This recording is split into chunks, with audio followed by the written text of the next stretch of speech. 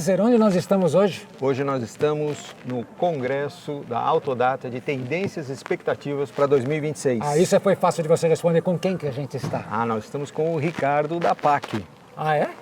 Nós estamos aqui. E essa área toda aqui, que é? Essa área é da PAC, né? Está aqui no VIP. stand, uma área VIP aqui. Hoje nós somos VIP. Hoje nós somos Um VIP. dia eu sabia que eu ia chegar, um dia eu ia chegar. Obrigado, Ricardo, deu oportunidade para a gente ser VIP, hein?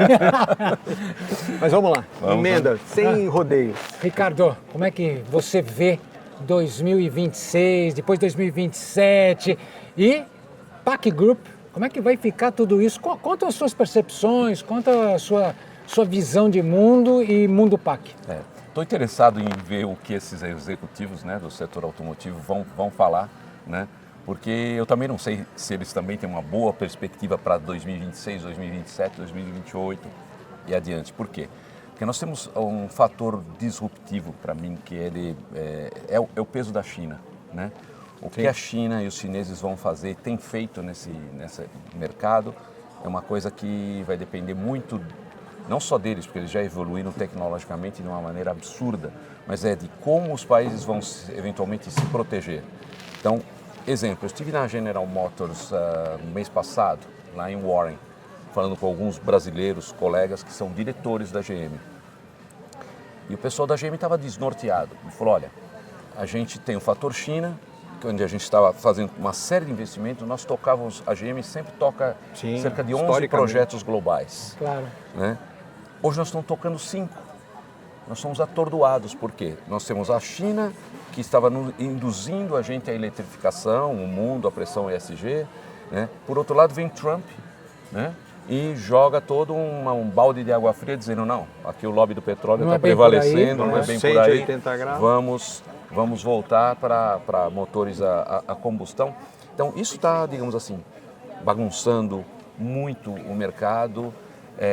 Por outro lado, aqui no Brasil, né, que nós temos a operação da PAC, a PAC é uma empresa global, tem presença em todos os continentes, mas, obviamente, sempre foi Estados Unidos e Brasil. O Brasil sempre foi muito forte no grupo PAC. Depois a gente pode até conversar um pouquinho a respeito. Mas, assim, especificamente falando de Brasil, né, a minha preocupação é também com os chineses, porque os chineses em geral, eles passaram a primeira fase da China foi de importar o que a gente chama assim, os gray hair ou no hair, como a gente, pessoas com 30, 35 anos de experiência. Aquisição de conhecimento. Exato. E eles colocavam um espelho, uns 2 ou 3 chineses. Eu ia falar, eles fazem isso muito bem feito, né? Põe um espelho lá e fala assim, ó, eu estou te contratando um cara que eles pagavam a preço de ouro, sei lá, 40, 50 mil dólares por mês para um executivo e tocar um programa com as joint ventures dele. SGM, tipo Xangai GM, SVW, Xangai Volkswagen. Só que eles pegaram sempre a majoritário, 51%, e a montadora que estava louca para vender na China, um mercado novo, enorme, né, aceitou ser minoritária. Essa forma de business. Eles, obviamente, foram aprendendo e copiando, como fizeram os japoneses inicialmente, depois os coreanos, e os chineses tinham esse mesmo modelo. Cópia, melhora, desenvolve tecnologia e depois tenta te superar. Né? Só que eles têm uma diferença das montadoras ocidentais, que normalmente para o meu tipo de negócio, que é de serviços de engenharia, eu trabalho muito com a perspectiva de que eles fazem outsourcing. Então eles setam os tamanhos das engenharias de manufatura, engenharia de produto, qualidade, que são as áreas que a gente trabalha, construção civil, um número mínimo por questões de sindicato, né, para não ficar com flutuações de programa, mandar as pessoas embora. Então seta um número mínimo e os picos, eles se abastecem com empresas como a gente, prestadoras de serviço. O chinês, depois que aprendeu, não dá serviço para ninguém de consultoria. Mas, não dão. Mas isso não tem relação com a estrutura educacional? A quantidade de pós-graduados, mestrados, doutorados, o investimento que a China faz em educação? Exatamente. Ou seja, assim, eles têm um excedente de mão de obra. E essa é uma característica, ou eu estou Não. Você, interpretando errado? Nesse assim, a aspecto você está indústria correto. tem uma... Eles têm um investimento, justamente aí tem a questão de Estado, né? Que o Estado Sim. não tem democracia lá. É uma decisão, é decisão do Estado, vai de cima para baixo. Então tá, vai estudar, vai ter tantos estudantes de engenharia. Obviamente, o que uma poli forma aqui, nós temos lá 10 vezes mais, pelo menos. Tem um outro fator. Nessa parte de engenharia, tudo bem que a China ficou muito forte em manufatura. Obviamente, eles também agora vêm a engenharia. Porque a manufatura, ele leva em si os demais serviços que forjam aquela indústria.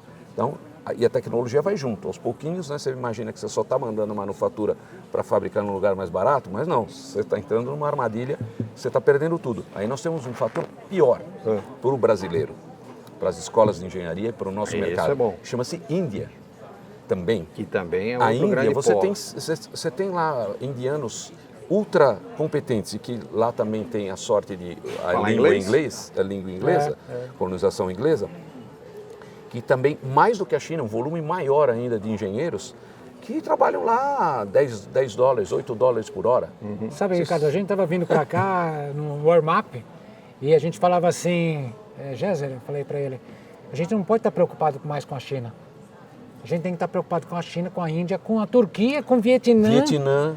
A gente está competindo com todo esse monte de gente. E aí a pergunta para você, eu acho que você descreveu um cenário, acho que o pessoal está anotando muito, né? O objetivo do nosso podcast, anote aí. O pessoal está tomando nota, é um cenário caótico que você está descrevendo. E você, como o grande mentor da PAC Group, como é que você vê a sua reação? Como é que você reage isso é uma ameaça, a isso né? daí, essa uma ameaça? grande ameaça. Ameaça de oportunidade, elas caminham de mãos dadas, né? Como é Exato. que você está vendo isso, Ricardo? Olha, nesse aspecto, eu estou tentando me concentrar ainda nas montadoras ocidentais, que eu espero que permaneçam por ainda um bom tempo. Né? As GMs, as Fords, a própria Stellantis, para mim a Stellantis é a que tem mais chance de brigar com os chineses, porque ela tem uma estrutura já, veio de Chrysler, junções de várias empresas que eram os terceiros colocados, quartos colocados, que tinham que sobreviver sendo cheap, vamos dizer assim, né? Tendo que ser, o Michael Porter diz, a estratégia é overall cost leadership, que é o que os chineses praticam, né? Ford, está certa o que a Ford fez. Infelizmente saiu com as fábricas do Brasil, para nós foi uma perda profunda, que a Ford sempre foi o maior cliente nosso, mas a Ford tem que se concentrar em Mustang, em marcas premiums, né? A GM nos Camaros, nos Cadillacs, nas marcas premiums, porque no volume não vai ter como. O volume vai perder Então a nossa ideia, enquanto prestador de serviços, medium car, SUVs, é procurar explorar esses nichos, né, com as montadoras existentes, né, e serviços diferentes do que o normal, formatação de serviços diferentes. Exemplo, com a General Motors dos Estados Unidos, tem um grande colega, foi um ex-executivo da Ford, né, o Negrão, Rogério Negrão. Depois que ele fez a carreira na Ford, ele foi para a General Motors, fez uma carreira brilhante lá, e hoje ele é diretor de Customer Care nos Estados Unidos da GM. Aí ele me chamou e falou o seguinte, Ricardo, você está querendo fazer serviços diferentes, né, não competir de igual para igual com o indiano ou com o chinês? Então vamos lá, eu tenho um grande problema. As montadoras, elas por 15 anos ou mais, elas têm que manter as peças disponíveis. Peças de reposição. Só que quando passa de 5 anos, os lotes começam a diminuir, o Tier 1 vai me cobrar uma fortuna para colocar o molde na máquina de novo, para fazer um volume menor, né? Ou então eles me empurram 20 mil peças quando eu vou usar 20 peças. E então eu carrego um estoque imenso, né? Que é um custo financeiro enorme. Você quer?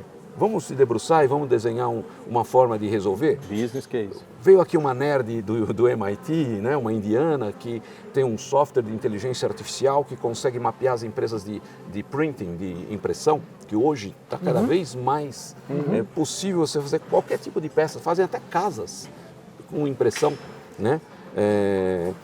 Falei, vamos lá. Ela falou, ela faz todo o mapeamento, vai saber analisar os desenhos nossos, saber que peças são passíveis de fazer printadas, só que falta o lado da engenharia.